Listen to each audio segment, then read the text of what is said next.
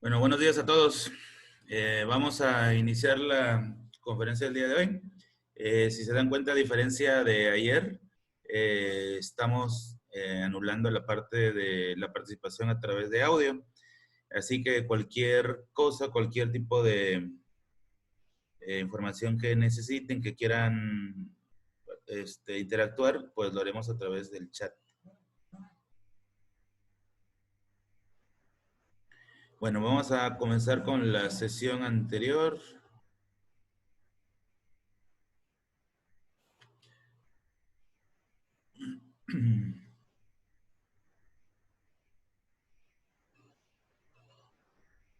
Nos habíamos quedado en esta parte de la sesión 2. A lo mejor regresar un poco a lo que vimos al final de la clase para que recuerden esta parte de aquí.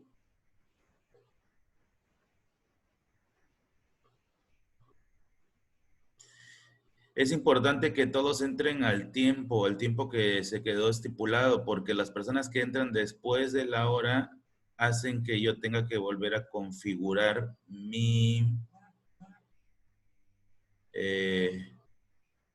volver a configurar la sesión, porque los que entran después quedan fuera de esa configuración, así que en lo sucesivo les pediré que entren temprano.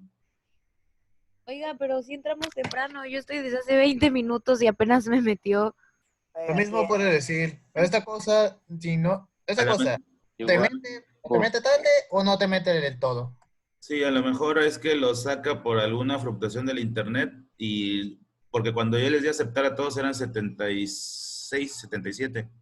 Eso tiene que ver. Bueno, ya sabemos,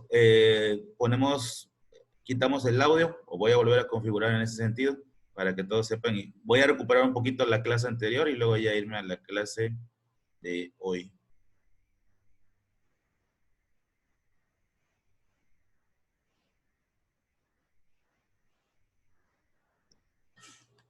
Oiga, profe, hay un buen de alumnos de biológicas que no han podido entrar. Pues son 80 ustedes y aquí hay 84. Supongo que la mayoría sería de las otras clases.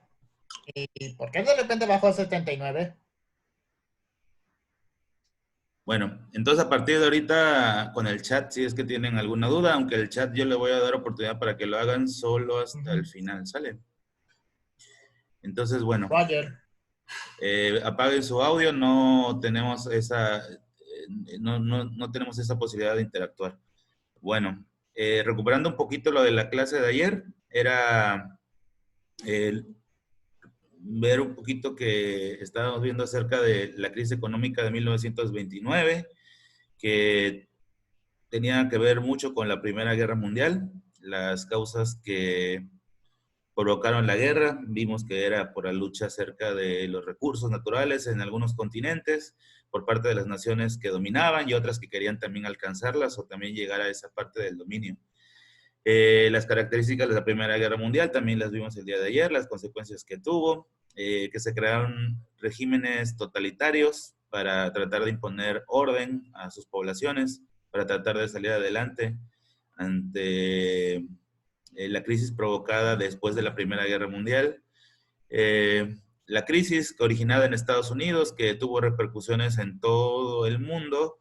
Las causas de la crisis son multifactoriales, no tienen que ver exclusivamente con un solo factor. De los más importantes que vimos ayer tiene que ver con el factor de la recuperación industrial por parte de Europa, que quedó devastada después de la Primera Guerra Mundial y por lo tanto dependía de la industria norteamericana, y la industria norteamericana tuvo que soportar ese decrecimiento en las exportaciones y eso provocó una contracción en su economía que trajo consecuencias a todo el mundo. Es muy común que los acontecimientos que afectan a un país terminen afectando a otros más por la interdependencia económica, sobre todo. La solución al conflicto fue la creación del New Deal. Ayer, revisando los chats que quedan grabados y registrados y atendiendo, me parece que fue Leticia de Biológica, sí tienes razón, en algún momento dije Theodore Roosevelt, y no era Theodore Roosevelt. De hecho, ahorita aquí ya pongo el nombre que, que es realmente, que es Franklin Delano Roosevelt. Entonces, bueno, eso vimos ayer. Después pusimos unas actividades que tenían que ver con construir el cuadro sinóptico con la clase. Hoy el tema está relacionado con el anterior, pero ahora ya nos vamos enfocando cómo es que esta crisis económica trajo como consecuencia el estallido de la Segunda Guerra Mundial. Es decir, un factor económico trajo como consecuencia un conflicto militar, y este conflicto militar trae como consecuencia una serie de desajustes en todos los ámbitos, ¿no? Y como vimos en la Primera Guerra Mundial, abarca los aspectos relacionados con la salud, los aspectos relacionados con el bienestar social, el rezago en todos los ámbitos, ¿no? Cuando hay un conflicto de tal magnitud, hay un rezago educativo, hay un rezago tecnológico, porque obviamente el mundo, la ciencia, los científicos están enfocados en otra cosa, ¿no? De hecho, los gobiernos totalitarios, sobre todo en la Segunda Guerra Mundial, háblese del nazismo, por ejemplo, eh, obligaron a los científicos a trabajar en pro de su industria bélica. Por lo tanto, veías a un científico, por ejemplo, un genetista alemán, buscando maneras de encontrar un método para que las mujeres alemanas pudieran procrear más de un hijo a la vez y que además fueran varones, que era lo que se necesitaba para la guerra. Es decir, la guerra abarcó, imbuyó todos los ámbitos, y por eso es que durante los periodos de guerra se eclipsa el desarrollo, no nada más científico, sino también social y económico, obviamente. Entonces vamos a ver esta relación entre la crisis económica y el estallido de la Segunda Guerra Mundial. Lo vamos a hacer, voy a adelantarme a la actividad para que vayan considerando lo que tenemos que hacer con la clase en la diapositiva anterior. Voy a presentar el tema a través de ideas principales, perdón, a través de ideas principales, que son estas de aquí, que son 4 y 4, 8 y 3, 11. 11 ideas principales. Con las ideas principales ustedes van a detonarlas en notas de clase de cada una de las 11. Cuando acabemos con las ideas principales, la exposición mía, la toma de notas de ustedes, nos vamos a la actividad del libro. Les voy a plantear los dos temas que se van a ocupar para la tabla de la página 55, que tiene que ver con cómo un conflicto a nivel global o internacional afecta a un país en su individualidad. Y ahí vamos a escoger dos temas, yo les voy a decir cuáles, y vamos a completar la tabla. Y en la página 56 es contestar la pregunta 2, que tiene que ver con la explicación del tema de hoy, que es, sí, la crisis económica de 1929, pero cómo impactó primero al mundo y luego a nuestro país. De hecho, la actividad del libro es poner cómo impactó esta crisis concretamente a nuestro país. Entonces, bueno, voy a comenzar entonces con las ideas principales. Ustedes toman notas de clase y de ahí nos vamos a la actividad del libro. Voy a dejar unos minutos al final para irme al chat y poder interactuar y contestar algunas preguntas que surjan. Tenemos que acostumbrarnos a este modelo. Esta es la forma adecuada. Si abrimos el chat, si permitimos que todo el mundo interactúe, no podemos avanzar, somos 90. De por sí en un salón es complicado, imagínate 3 salones juntos, ¿no? En una sola conferencia. Entonces, por eso es que al final se ve eso. Además, las cosas que ustedes pongan en el chat, además de su nombre, que es lo que deben de poner, al final yo las leo y al siguiente día recupero un poco eso. Por eso es que estoy mencionando ayer el comentario de Leticia, que durante la exposición yo dije, en lugar de Franklin, dije Theodore, me confundí por el apellido Roosevelt, ¿no? Entonces, bueno, de eso se trata también. Voy a empezar con la primera idea principal. Estados Unidos, en esta época, era el primer productor industrial del mundo. Me refiero a los años de la posguerra, hablando de la Primera Guerra Mundial. Termina la Primera Guerra Mundial en 1918 y Estados Unidos, al no tener el conflicto dentro de su país, pues no tuvo ese problema. Las personas que estoy recién admitiendo, César Morga, Fontes, Jesús Torres, Miguel Ochoa, Por favor, no interactúen con el micrófono porque no quiero perder tiempo en volver a configurar. Ya les expliqué que si entran después, se salen de la configuración inicial, así que por favor.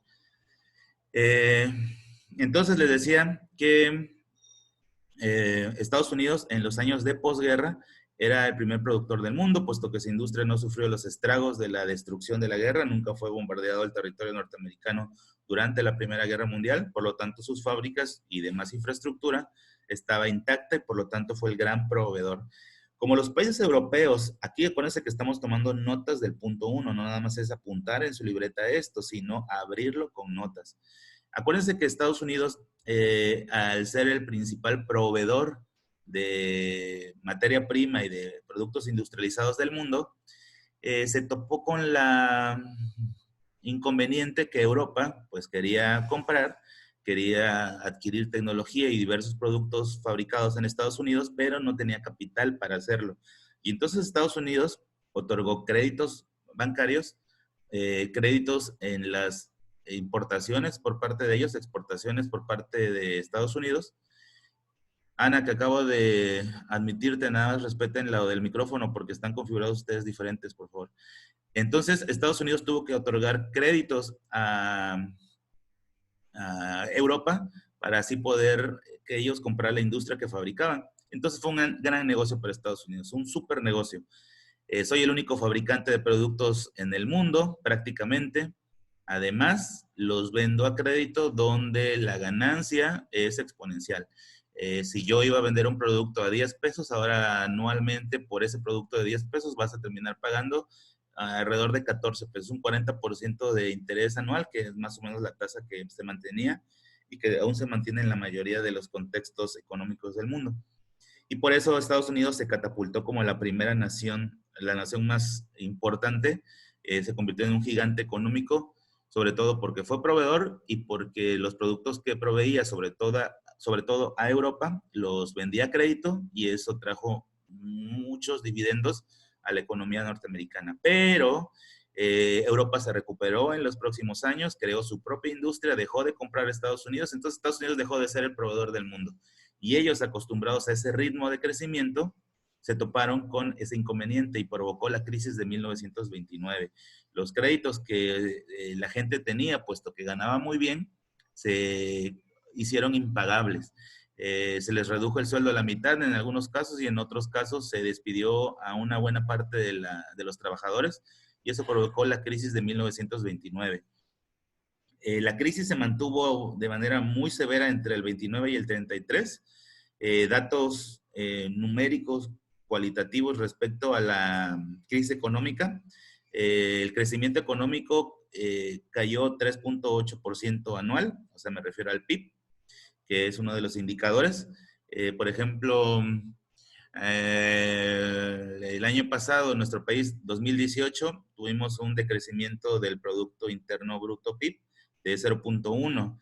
Ahora se pronostica que tengamos una caída bastante importante que puede llegar a 4.5 en escenarios buenos, y esto tiene que ver con la crisis petrolera y la crisis del coronavirus, y en algunos casos se puede detonar hasta 6% de decrecimiento anual. Bueno, Estados Unidos tuvo un decrecimiento de 8.2, casi el doble de lo que se prevé que tenga nuestro país, aunque no es cualquier cosa, ¿eh?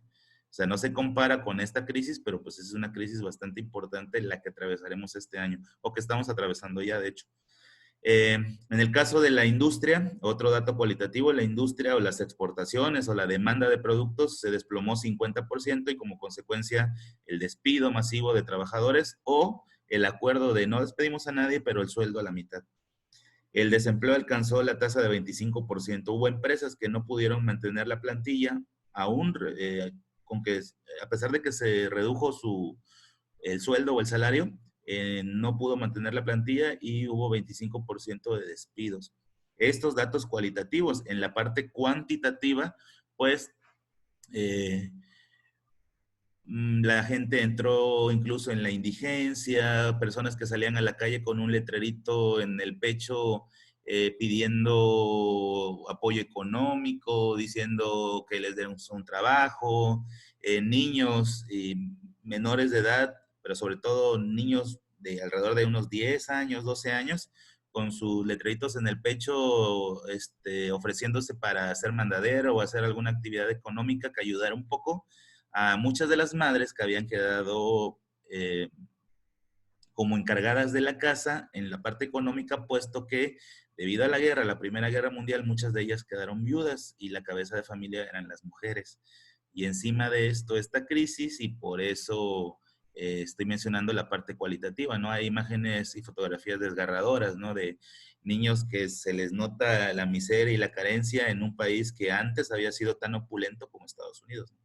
Entonces, bueno, eso en la parte cuantitativa, además de los datos cualitativos. En el año de 1933, entonces, aparece una estrategia económica para sacar adelante a Estados Unidos de la crisis. Acuérdense que estamos hablando de Estados Unidos, que fue la parte medular de la crisis del 29, aunque luego se extendió al resto del mundo. Y ahí es donde nace el New Deal, una estrategia económica por parte del presidente Franklin Roosevelt, que de hecho comienza su mandato en el 33, fue su plataforma de gobierno o su propuesta de gobierno y por eso llega a la presidencia. Era el Mesías, ¿no? Que iba a salvar al país de esta crisis que estamos viendo en la parte cualitativa y cuantitativa. Y entonces crea una política intervencionista. Política intervencionista significa que el Estado va a intervenir en los asuntos económicos, ya la economía capitalista, donde hay libre mercado, en donde la venta de precio de los productos están a la libre demanda, pues tenía que cambiar. Y en esta política intervencionista, Estados Unidos o el Estado norteamericano impondría una serie de medidas, es decir, intervendría en la economía para hacer que salieran de la crisis. A este proceso se le llamó New Deal.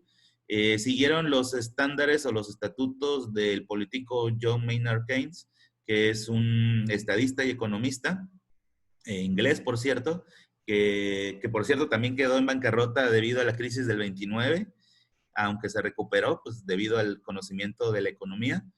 Siguieron los principios de él.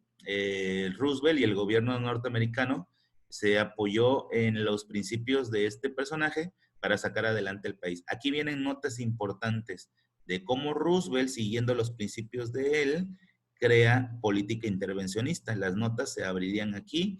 ¿Y cuáles serían esas políticas intervencionistas que en algunos momentos nuestro país también las ha tomado, siguiendo los principios de este personaje? ¿Cuáles son? Y las tomamos como notas ahí. Primero, se debe de generar gasto público. ¿Qué es el gasto público? Que el Estado o el gobierno haga, por ejemplo, obras como construir una carretera, construir escuelas, construir un aeropuerto, por ejemplo, a ver si les parece un poquito a la mexicana, y con eso generaría fuentes de empleo. Si el gobierno en el New Deal que damos ayer reactiva la economía, es decir, el gobierno tenía dinero, la macroeconomía estaba bien.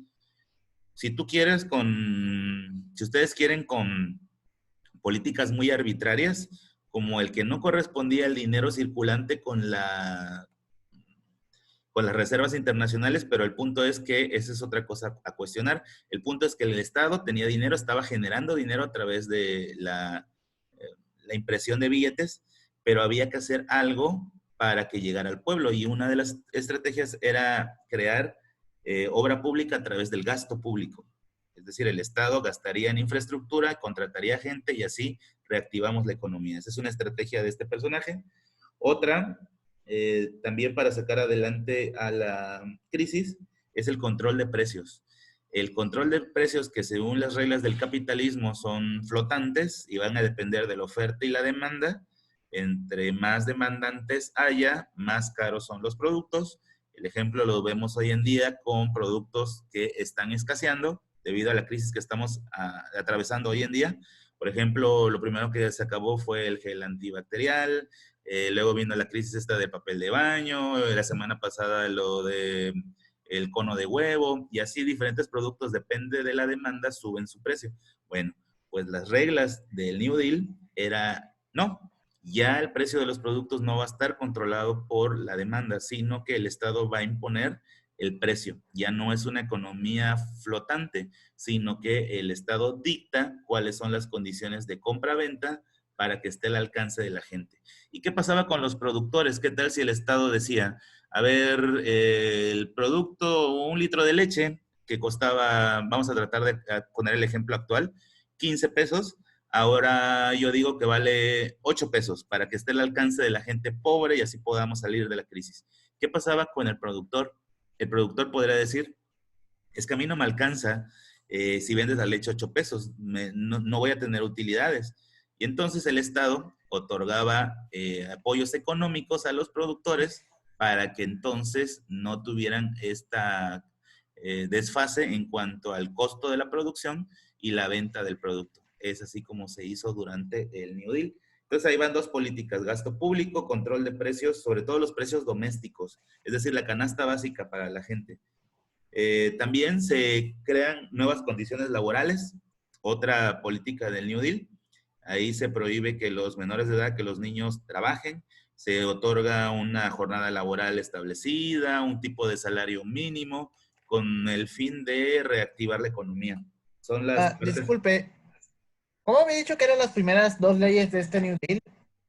Gasto público a través de creación de infraestructura y también control de precios, sobre todo los precios de canasta básica de los domésticos. Control de precios. Y por último, las condiciones laborales. Se establecieron nuevas condiciones laborales. Bueno, todo esto apunta hacia una macroeconomía. Y esto beneficia a la economía en general, ¿verdad? Así es. Acuérdate, Alejandro, que no podemos intervenir a través del audio, sino a través del chat y al final solamente.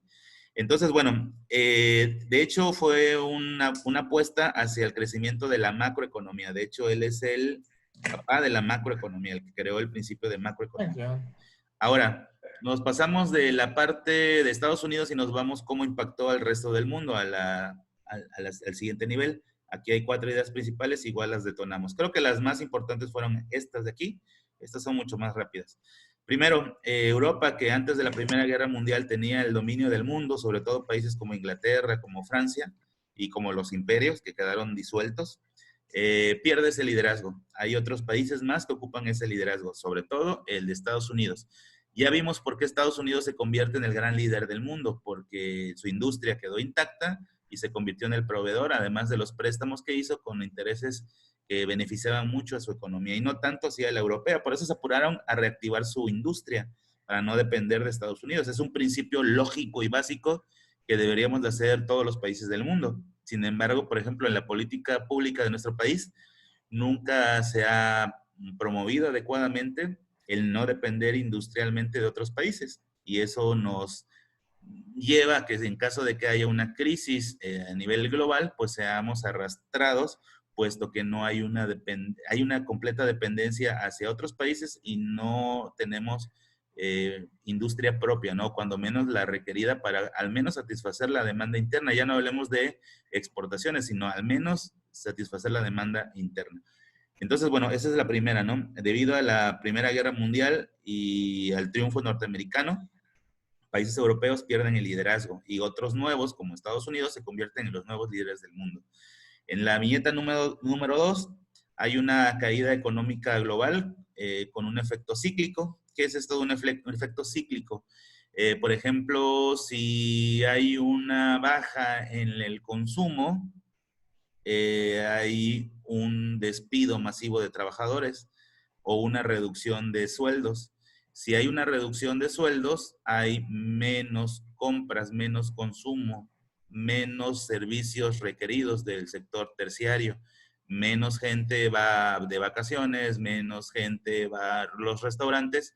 Si estos de aquí que dependen del sector terciario también se ven afectados, pues también provocan que, por ejemplo, hay un desajuste en cuanto a inseguridad. Los sistemas de salud son insuficientes, la gente al tener una condición precaria económica requiere más servicios de salud, es decir, debido a la mala alimentación, a condiciones de insalubridad, provoca una mayor demanda del sector salud, y el sector salud quedamos que no había dinero y por lo tanto no tiene la capacidad de responder y se convierte en un círculo vicioso. Un poquito lo que no queremos que pase en el contexto actual, debido a la crisis del coronavirus. Ojalá que no suceda así. Y bueno, en el punto 3, esto provoca un desempleo a nivel mundial, hay movilización en busca de mejores condiciones, los mexicanos nos pasamos de aquel lado en busca de trabajo, pero los de allá, cuando viene la crisis del 29, se dan cuenta que allá están peor y muchos mexicanos regresan a nuestro país y por lo tanto hay un desajuste porque ahora hay una sobreoferta de mano de obra, eso hace que los salarios en nuestro país bajen porque los millares, o no me atrevo a decir millones porque no hay datos específicos de esta época, que regresan a nuestro país, aumentan la demanda laboral, puesto que aquí ya no había trabajo en Estados Unidos, regresan a nuestro país y aquí tampoco tenemos la capacidad para darles trabajo a todos.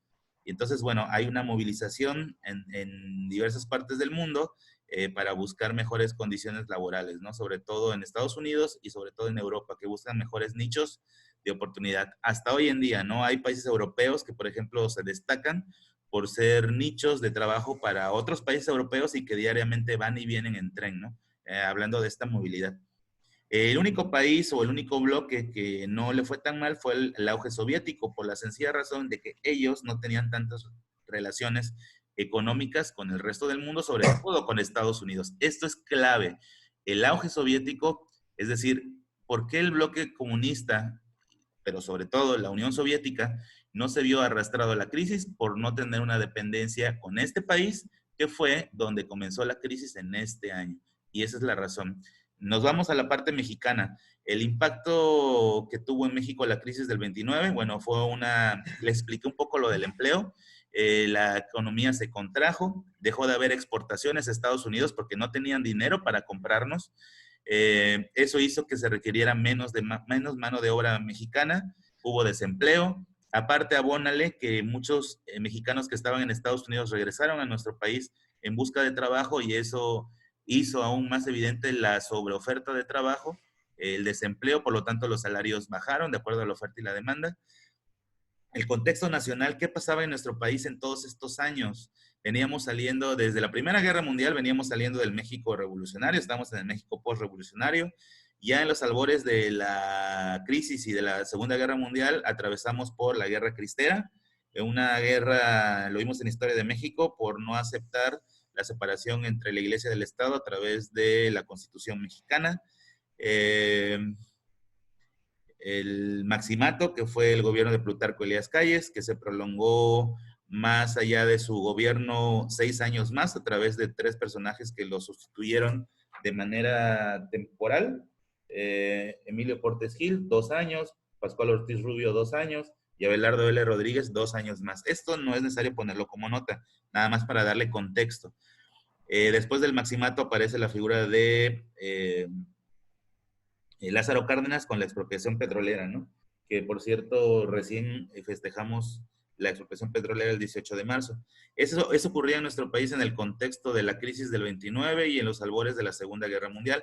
Nuestro país, desde la Primera Guerra Mundial, venía saliendo de la revolución.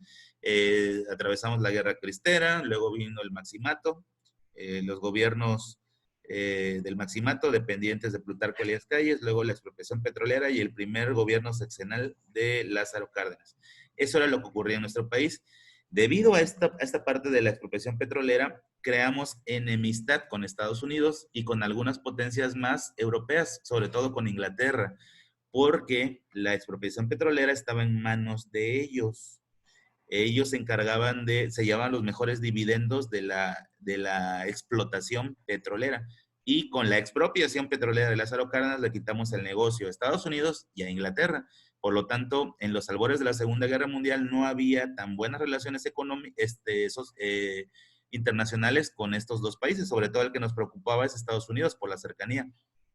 Entonces, al estallido de la Segunda Guerra Mundial, ellos nos ponen un bloqueo económico donde no podemos vender nuestro ahora nuevo petróleo, viene el nacimiento de Pemex, y entonces comenzamos a comercializar con otras potencias que no tenían injerencia Estados Unidos en ellas, como por ejemplo Alemania, como por ejemplo Japón, y ahí viene cierto auge mexicano, nuestra economía empezó a crecer a ritmos muy elevados, lo que se conoce como el milagro mexicano, derivado de la venta petrolera y de la demanda del mundo por el petróleo.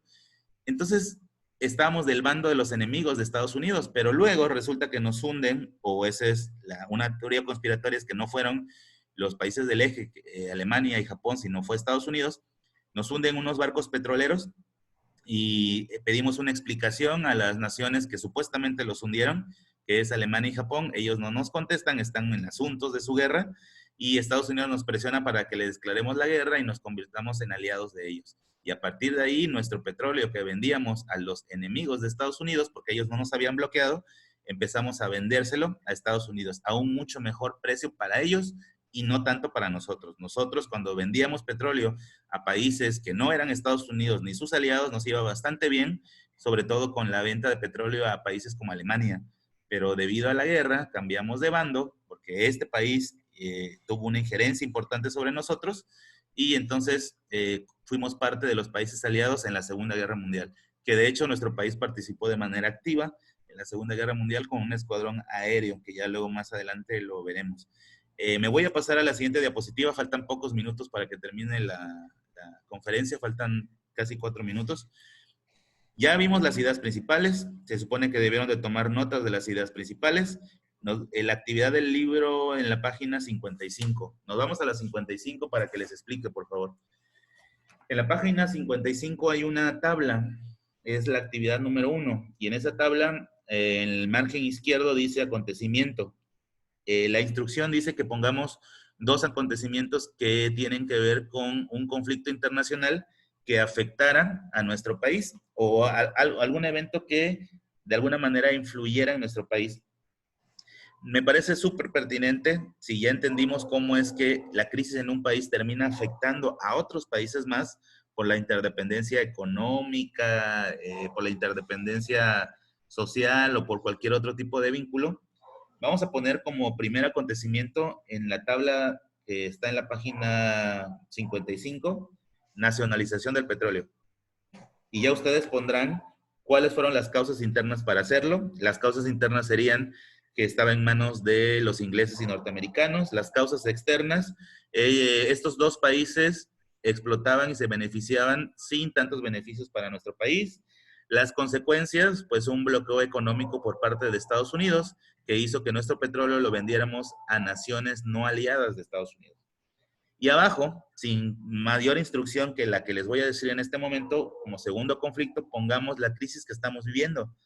La crisis provocada por el coronavirus. Sería acontecimiento, crisis del coronavirus, COVID-19, si le quieren poner, que es el año en que fue, que nació en China, aunque aquí llegó en el 2020. ¿Cuáles serían las causas internas que provocaron una crisis? Bueno, sería por la parte del contagio, porque no tenemos un sistema de salud tan adecuado, porque va a golpear tremendamente la parte económica en los próximos meses, la parte social, que ojalá que no suceda, pero una crisis de este tipo provoca una crisis social también, luego hay saqueos y ese tipo de cosas. Las causas externas, bueno, el contagio por parte de China, que a lo mejor debido a su cultura, ya ven que hay la teoría de que fue por el consumo de animales supuestamente no de granja o no comestibles. Las consecuencias, bueno, las consecuencias son demoledoras, ¿no? Va a haber miles y miles de contagios, algunas personas perderán la vida, algunos miles de ellos perderán la vida y una crisis económica severa. En la siguiente página, en la página 56, es solamente contestar la pregunta 2, que dice, ¿cómo afectó la crisis de la Gran Depresión a nuestro país, a México? Y eso lo vimos alrededor de la clase. Me voy a salir y para irme al chat a ver si da tiempo de contestar algo. Como dato, como un pequeño dato, durante esos tiempos, México, esto no sonará como mucho, pero México en ese tiempo fue uno de los únicos países, bueno, de hecho el único que se opuso y habló contra la expansión nazi en contra de Austria. O sea, fue el único que habló en contra de la invasión nazi hacia los austriacos y en agradecimiento Austria puso un monumento que conmemora esa acción por parte de México. Oigan, perdón Alejandro, acuérdense que los trabajos tanto de libro como libreta los van contestando y en algún momento le tomaremos foto, lo convertiremos en PDF y lo mandarán a un enlace de Drive que yo les sugeriré. A la